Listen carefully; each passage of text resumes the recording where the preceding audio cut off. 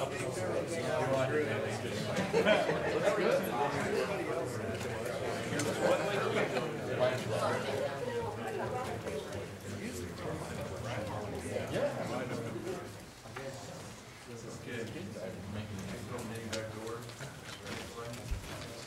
want me to call it back to work? No.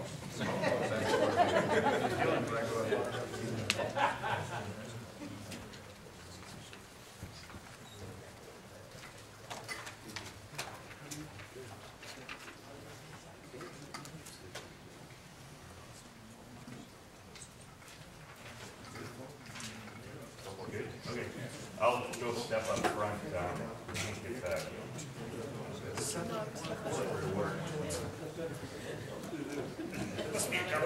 Okay, so I just put together a very fast talk this year, nothing as long as last year. You know, it's basically working out the assumption. Last year's talk and this year's, am I loud enough for everybody? Oh, yeah. Okay. We basically work out the assumption, you guys seen the last several talks, the updated report, which, you know, we try to get out every year specifically for the commission, but we pass these, we probably turn out hundreds of these and have them stashed in our trucks and everything. But give you a quick summary where we're at this year since last year. This picture, this is Ben Sedinger, the new PhD student, is not really new anymore. This is his second year. So this is actually a picture at the Spring Wings Festival, where it's the only field trip. We've been doing this one, I think, since '04. But the only field trip at Spring Wings where people who come out on projects actually get to touch a bird, rather than just sit there and watch a bird shimmering on the horizon. But you know, you see we got kids, mom here. This is actually Tina Nappy, first time I've ever gotten her out, which is pretty cool. And basically then getting ready to reach into a box where there's a hen nesting, so everyone's got their cameras ready. And the new Nevada Waterfowl magazine will be coming out. But this clutch was perfect for this tour. This hen had 22 eggs in the box, all hatching this morning. Well, 16 of the 22 were hatching, but normal wood duck clutch size is like 10 to 13 eggs, so it's obvious many hens are nesting in here. So they all can't, they're not all laid in perfect unison to all hatch together. But it's pretty cool. You know, we're saving genetic material that has nothing to do with the proposal in front of you guys, but since the data's there, you know, we save genetic material. One of the processes for doing that is we color all the eggs to look like Easter eggs. And so that when they hatch, they all sit in there for like 24 hours and they just crunch those eggshells. And if you just had a single Sharpie marker written on it, you'd never find which one is number one. And we can link those genetics to the ducklings because we actually put those little numbered tags in their webbed foot. So you'll see the new magazine cover coming out. It's pretty cool. It's got all the Easter eggs with little foot sticking out with metal tags on all the feet. Interrupt me anytime. So the accomplishments since last year, as I mentioned last night, we started keeping track of volunteers last year. We had over 370 different people come out. They racked up over 3,700 volunteer hours. Reno High School, again, boy, this is probably 56 years. Scott Huber is the environmental teacher there. Go in, we give lectures. They do exercises where they go to the shop and build wood duck boxes. We get them out to town. We talk to landowners, get new permissions to put boxes up. They come out and help. We give them data to use for science fair projects, stuff like that. Really, Scott Huber's just great for this stuff. Nevada Waterfowl Association, and 4 of us went to the Duck Symposium in Memphis, Tennessee, which is the third, every 3 years, it's the big duck conference that all the duck people go to. And 4 talks on a single project, which is pretty cool. Probably 150 talks were given. There's no other project that had that many individual talks. That's basically myself, the current student Ben, the old student Steve, who also works with Fish and Wildlife Service, and even the technician that this funding is provided for the last 2 years. You know, technician got to go give a professional kind of presentation. Another exciting thing, which is really cool, the California Waterfowl Association actually has a full-time wood duck biologist position. And she's now been promoted since the meeting, but she put together the 3rd Wood Duck Symposium, and it was pretty cool. People from all over the country came. Ben and I went over, gave a talk, and they're just blown away at what we're doing over here in Nevada. The harvest regulation, this is number 5. We've now ended the first replication of the treatment effects. So, 2 years ago, we went down to 1 wood duck a day. This last year, we went back to 7, but asked people and landowners to help bring harvest up. I'll bring up some of that information in a couple slides. So now we're starting the second and last replication, where this coming season, we're looking for restricted bag limits again, followed by the next year to increase harvest rates again. We did come through on some promises. We got some more funding come through. Delta Waterfowl is officially on board, supporting the project. They're starting small. They're trying to still get a bunch of students finished. So just like any of these budgetary processes, you gotta get some things done before you free up. But at least they're stepping up to the plate and have started the process. We got a grant from Fish and Wildlife Service, the Connecting People with Nature program, that I think is a congressional act that was basically created to get more people outside and experience nature. And sure enough, they funded us, and that allowed us to partially pay for one of the technicians and then cover a lot of gas for the volunteers that come out, get more people out. Because it's, 100, if you come from Reno out to Fallon, you're going to put on about 150 miles on your truck that day to help with nest boxes. So it provided some money for gas money for undergrad students to come out, school groups, etc. Nesting this year is not over yet, but it looks like it's down a little bit. I think there'll be a slide about this. I think last year we had 85 nests. The year before was 87. Back in 2009 was a big year of them all. We had 130. I think right now we're right around 64. But there's still a couple more weeks left in nesting season, but it looks like we're not going to catch up to where we've been. And actually something we learned at the Woodback Conference over in California, that's kind of typical for these nest box programs. You get this huge increase right away when you start these nest box programs, and then they tend to plateau out pretty quick over time. No one knows why. They are catching a lot of ducklings this year, so it looks like even though nesting's down, it might be a banner year of duckling production. And as mentioned, we led springing bird tours this year. There's lots of other things as well, just cranking through these. Just to expand a little bit, because I know this is a big issue, a lot of questions last year, was trying to find some other money. And I hope you guys see we did try to keep a pretty modest budget request to you guys. Fish and Wildlife Service, we got that Connecting People with Nature grant. Vehicles, which we've been doing for years now, but my office is providing a Explorer year-round, and the Nevada Field Office, you guys deal mostly with like Ted Cook on sage grouse issues. His shop allows us to use a pickup truck from February through June. Stillwater National Wildlife Refuge is letting us use a shack. Delta Waterfowl threw in some money this year. And last year we actually had the 3rd annual Wood Duck Project fundraiser. We always call it Spaghetti Dinner. And we actually raised about $15,000. I think $5,000 of that came from selling t-shirts. So you sell them for $20 each. They rack up pretty quick. We've taken them nationwide, the conferences, meetings, all that.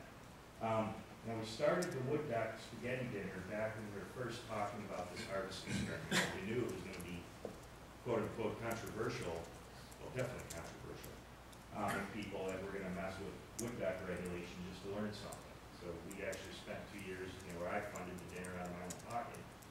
And I think the first year we had 35 people, second year maybe 45, 50. Last year we had 115 people, and we turned it into a fundraiser as well. Making $15 grand helps. This next year, this year it's going to be July 27th, Fallon Convention Center, and talking with Dave Stanley, who runs the Canvasback Club Youth Day, we're going to turn it into an all-day event now. So hopefully many of you will come out. Our dinner is $30. So just some quick numbers for next. I didn't put 213 on here yet because we're not done. You see, yes, we increased boxes, kind of haven't put up a whole lot lately, we did this year. Our numbers went up and then they slowly started petering back. So this side of the graph's more exciting for general stuff. This is more where our hens are coming from. I won't spend much time on that. Still banding lots of birds. Each row is a different month. Each green block here is a different year. You can see we had some tough times. We were out there, we were trying. It's the first time in quite a while we've actually got zeros for data collection. That freeze this winter, there's not a whole lot we can do about weather, even though we have people hunting pretty hard. Looks like they might have left as well. They migrated. So, yeah, just a summary of birds we're banding. It's basically, for each one of these greenlings, how many of them are banded for the first time, how many of them are captured but have been marked already, and how many of them we only encountered by reading their leg bands. If you can see on the picture here, how they all have little plastic leg bands like gooseneck collars. You can see we're getting a ton of our data from the reef sites. But yeah, we're up to about 58 more birds and we'll band our 5,000 looked at in Nevada. We would have thought that when you come through. Ben's pretty cool. I don't know how many of you guys have met him. But the plan is, he's a good programmer. I am as well, and we can get these analyses almost to the point where they update their data file at the end of every month and email it to me. And I just replace a file in the computer, hit a program, and all these analyses get updated. So it's pretty neat. So that's where Ben's trying to get this going. One, it gets him out of school faster. How many times can you analyze? And a lot of us have analyzed data in this room, and it's, sometimes you get done with your project and then you spend a year doing it. This, we're kind of staying ahead of the curve because it's fun. And we've got computers these days, so it's not the same as it used to be. But here's something that's kind of neat. I'm just going to use a couple slides that Ben's been using. He's given 4 professional talks, I guess, since he started already. And he's only halfway through his PhD. But this is annual survival, both February through September, of hens that either we recorded them in a nest box or we never recorded them in a nest box. And wood ducks and fowling, if they were there before we put boxes up, they'll nest in cottonwood tree holes. A branch breaks off, it'll rot down the center. I don't want to climb up that tree because sometimes they're pretty wobbly themselves. You get to the cavity, it might be way longer than my arm. But they nest up there. So basically what we have is 3 groups of hens out there during nesting season. One is they're using our boxes, and like the cover photograph, we're pulling them out, and it's like, oh, that's band number 2. We've seen her for 3 years now. More numbers than that. Or there's hens that are nesting in natural cavities, or there's hens that don't breed at all. The poor quality hens that just couldn't get enough reserves to enter the reproductive cycle this year. So basically, that's what this lower group is these are hens that either nested in natural cavities or didn't nest at all. But the hens that we can identify, we know they are nesting for sure. They actually have higher survival rates. So the hens that tend to reproduce more often tend to have higher survival, just showing how not all individuals are created equal. Okay, that's basically all this is summarizing for showing.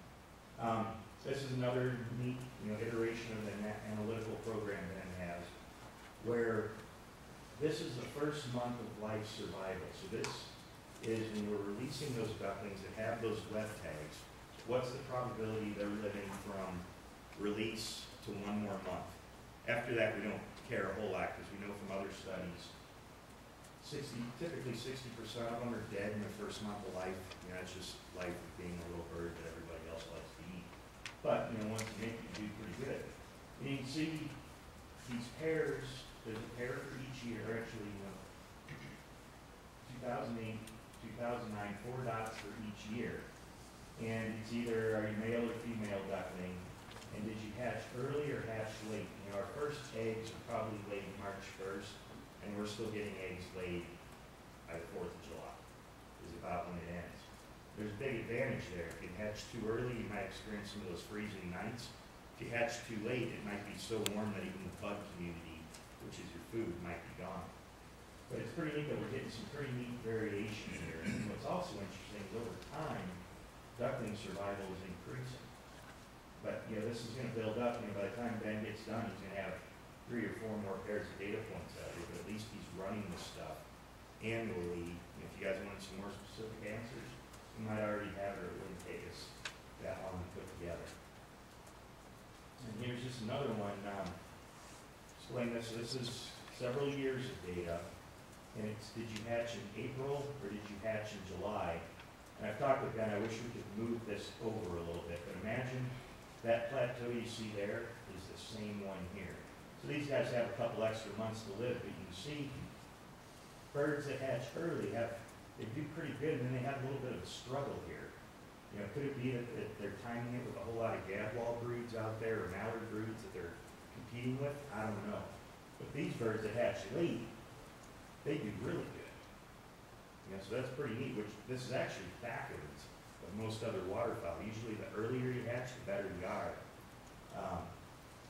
So some more results, just showing you guys we are cranking on the data. Here's some stuff I did. Each year, or each line is a different year. So you can see there's 4 years of data in each one. Adult males, juvenile females, adult females. 4 time periods per year. So spring to nest is basically February to March. Nest through brood rearing would be April through, say, July. This is probably August, September, and then October through January. And what's neat is you start looking, here's adult females, probably the most important part of the population. And I don't want to look at it because this is what Ben's PhD is all about. But could this be the difference between high harvest years and low harvest years? Here there's a trade-off here between what's happening affected by hunting. I don't know. That's what Ben's going to school for, and I'm not going to analyze the data for him. But at least we're seeing neat patterns here that we will explain. So the harvest experiment is where we're at now. The objective was to induce more variation in harvest rate than what is experienced normally. So what we're interested in doing is looking at waterfowl harvest regulations and how different levels of harvest impact population dynamics. Okay, the example we always fly around is pintails. They're the most abundant duck in the Pacific flyway. You can shoot 1 a day. There's more of them than widgeons, more of them than Greenland teal, etc. It used to be you shoot 7 or even 7+ extra birds up till the early 80s. We went down to the 1 a day, and what you'd think harvest restrictions should benefit is the proportion of birds that live from 1 year to the next. Okay, how many can you leave on the landscape to be good breeders next year? I've analyzed that data, and over that 30-year course of data, survival never changed, even though we dropped harvest by an order of magnitude. We basically dropped to 0 off the back of how many we kill. So what this experiment's all about is to see how important harvest regulations are to maintaining duck roll. Can we simplify regulations on any species? Are they wood ducks? Are they pintails? Whatever. Cinnamon teal, geese, etc. So we're just studying a duck in a fishbowl because no one else can study this question. It was tried in the mid-'80s. This is actually a big enough question we tried doing it nationwide. But all of a sudden droughts came and people started saying, oh, this is, they didn't believe in compensatory mortality and they weren't willing to take the risk. We're dealing with 1 county in the United States on a duck we can study the daylights out of for a pretty cheap price, I think. Fouling for the wood ducks, normal harvest rate's about 12 to 15%. So that's the data we collected prior to the harvest experiment. All we're doing is our own thing. Hunters were shooting them as they wanted. Then, in the 11-12 season, we did the 1 wood duck a day in Churchill County. And we were hoping for something in the 1 to 5% range. And sure enough, they ended up shooting 9%. We were kind of hoping to have pre-treatment levels below 10, within 10 to 20, and then above 20. As I mentioned, we were hoping for something more, almost what would they do if they weren't hunting? I'd be willing to bet they'll do the same thing, but I don't know, we got to collect that data. That's just my opinion. Then last year, we went back to 7, And we asked people to go out and whack them even harder. And people did, you know, every week I get updates of how many bands have been shot, enter it in, hit my button, and it'll tell me, you know, it'll update it weekly. And we were actually doing pretty good in that freeze game, and no one was getting any. And finally, the last 2 weeks, 3 weeks, I was out there seeing guys at the gas station, hey, go hit the wood ducks a little more, and they came and helped us out. This next year, and this is what I want you guys to think about before I see you in a month, what can we do this hunting season? We want to be back in this restrictive regulation. And we didn't really get the payoff we wanted last time, so I'm open for discussion. Call me up, come out and help us ban. I'd like to hear some thoughts. I don't want to get lynched. If I make the duck hunters upset, they're not going to report our bans, which is the way we measure this. So the most seamless, painless way, I'll listen. And then the year after, we'll go back to the liberal, and then we're done with the harvest experiment, other than write-up, analysis, stuff like that. But we won't be coming in anymore asking for one wood duck a day. Here it is graphically. This is what we've been doing. So you see, I basically color coded these 0 to 10%, 10 to 20, 20 to 30. So this is the liberal. This is the restricted. This is what hunters have kind of normally been doing. This is the year we went to one wood duck a day. This is the year we asked people to shoot the daylights out of them last year. So this is what we're looking for this next season, and then the season after that. And I just blocked this out because I had a little typo in there. And that's it. So I'm ready for questions. That was it. I want to know, 2014, 2015, that was going to begin. We're going to go over hypothesis again. Did that. That was done. That question. And just be clear too, that ducks, there's a heritage proposal we put in. Also, that was more of a general duck question. So yes, it had some wood ducks in there, but kind of standalone, and it sounds like you guys are going down the road on that one pretty good on your own. Any other questions? Nothing? Okay, so when you guys coming out, we sure would like to have as many of you come out as you can. Hopefully you come to the dinner. We give a whole talk during dessert to catch people up on the project. So hopefully we see you guys out. Thanks. Thank you. Any other projects we need to see? Let's go to public comment or CAP comment on proposed FY 2014 duck stamp projects. Any CAPs have any comments? Rex?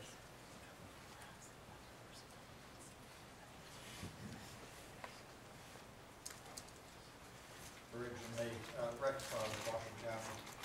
Originally, we were going to come here to ask you to give them another $19,500. We were hoping that the Heritage Committee would not give any of the heritage funds to the project, and then we would ask for money, extra money out of the duck stamp program, since they have $400,000, so that would bring them up to a total of $43,250 to use for their program. However, Heritage Committee is recommending $10,000 there, so I would ask for a reduction and ask if you would supplement them with an extra $9,500 to move forward, even further forward on their program. Again, $400,000 sitting in reserve. I think we can afford to do that. Thank you. Mr. Dixon, talking about it. Then Mr. Dixon. Craig Burnside, Douglas County. We voted to recommend approval of all the projects. We did question the amount at the Scripps Wildlife Management Area. If indeed the pumping is just to fill tanks to spray weeds, $2,000 seems like it's going to run that pump for a long time. I don't know that they're actually using that much water just to spray weeds on a wet wildlife management area. So, I mean, if the pump's used used for other uses, I have no problem with that, put it in the proposal, but this just sounds like an excessive amount for just filling spray tanks. Anyway, that's all we have.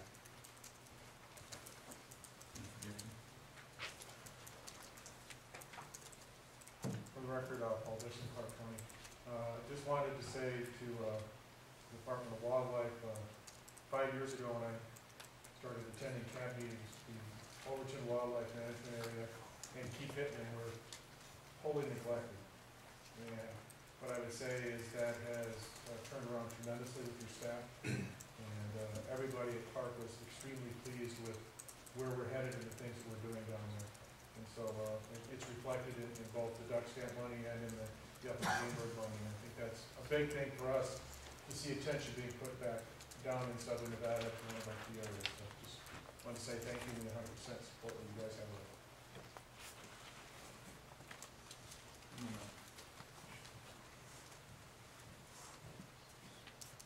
Brad Johnston, Lane County.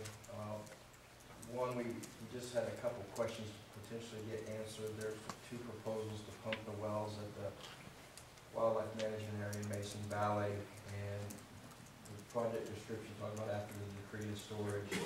There was public concern whether or not the request was even going to be enough given the storage allocation on the Walker River system this year.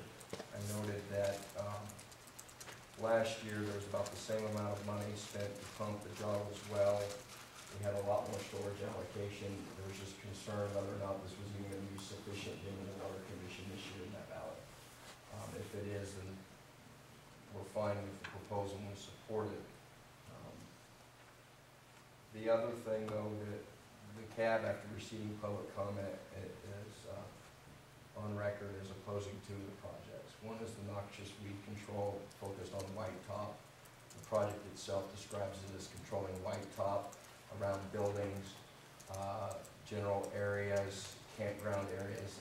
That did not seem to fit into the requirement that it be a project focused on wetland habitat, propagation of waterfowl and that it is much more of a general maintenance of a noxious weed. It's not directed at wetland management, but rather just general maintenance of the area. In addition, after receiving public comment, we're opposed to using duck stamp money for the acquisition of a UTV. In fact, in the description of the project, there's no specific reference to wetlands or waterfowl or anything. I don't see how the acquisition of a UTV for general maintenance of the wildlife management area would fit into duck stamp money. And there was concern expressed by the public, especially from those who buy duck stamps, that when they buy the duck stamp, they expect the money to be used in accordance with NRS. There's an understanding that there may be a need for noxious weed control in the wildlife management area. There may be a need for the UTV, but this would not be an appropriate use for duck stamp money that's supposed to be directed at waterfowl-specific projects, and this tends to push that concept a little too far. So we support the pumping of the wells, which is the Joggles and Redhead projects. We support the prescribed ferns. We support the cattail control. But we do not believe that duck stamp money should go to the noxious weed control directed at white top around campgrounds and buildings and that, nor the acquisition of a UTV for general maintenance operations. Thank you. I have a question. Was concerned the white top that just came up. Are they controlling it to control air or to control the spread to other bodies of water within the state? Because if it's around campground, you have people go camp there, they pick it up, and that's what moves it is we move it. For the record, Mike Zaraka, and that is true. That is one of the reasons. The majority of the chemicals that we buy are for treatments in and around the water impoundments, which would benefit waterfowl.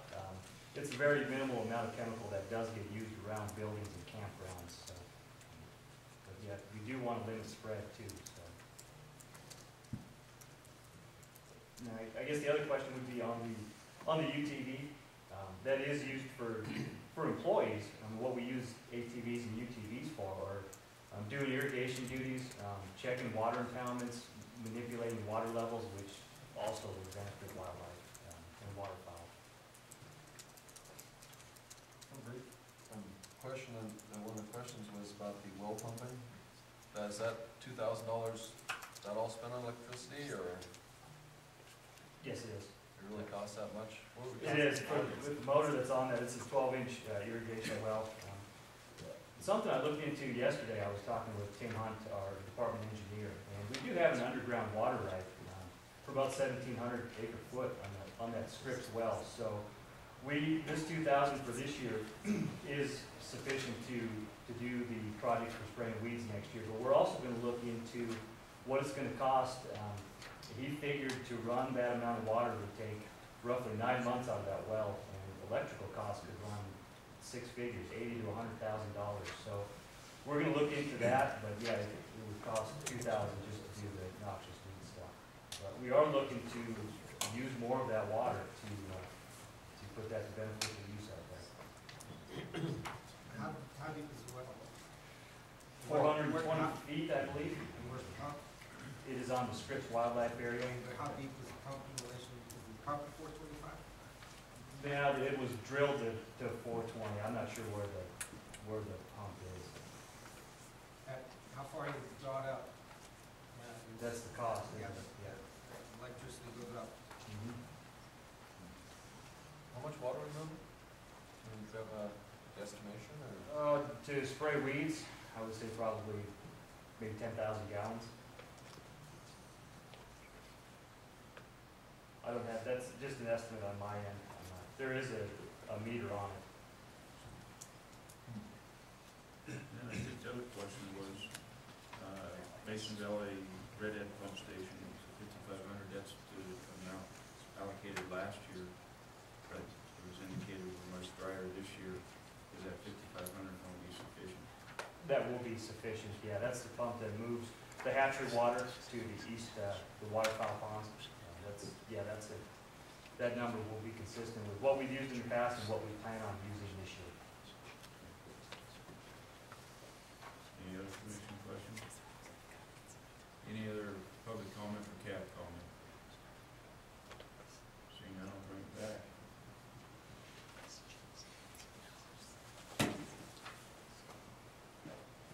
Somebody got an idea?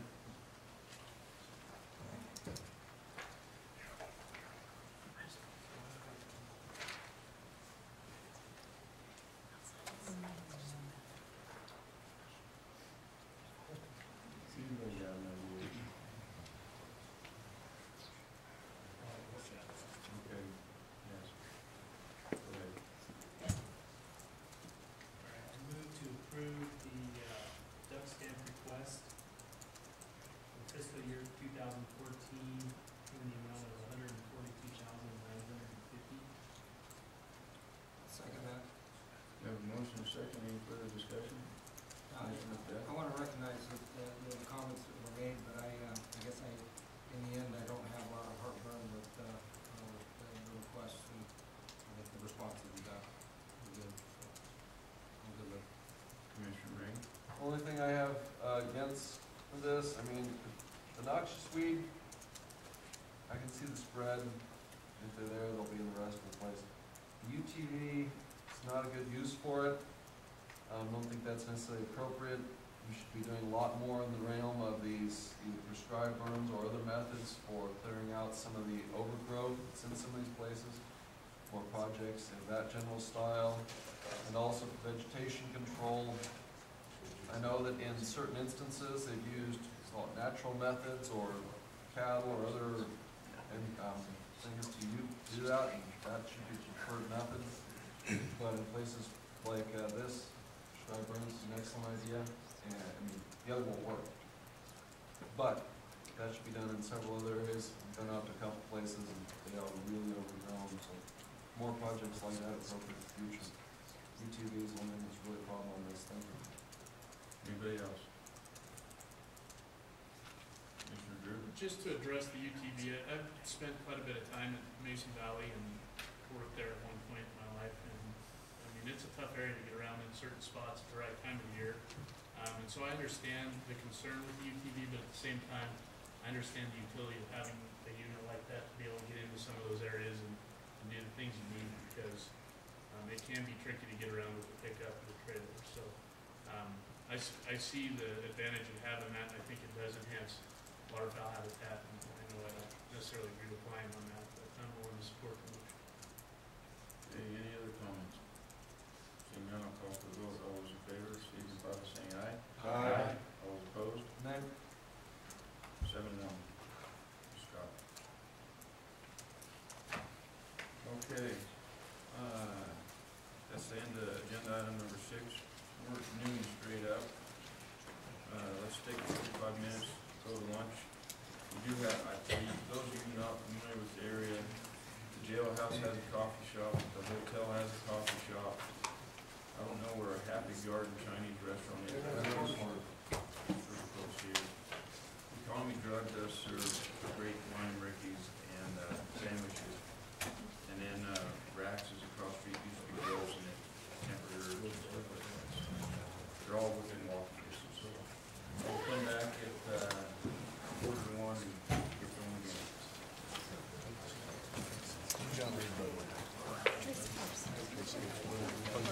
Teresa.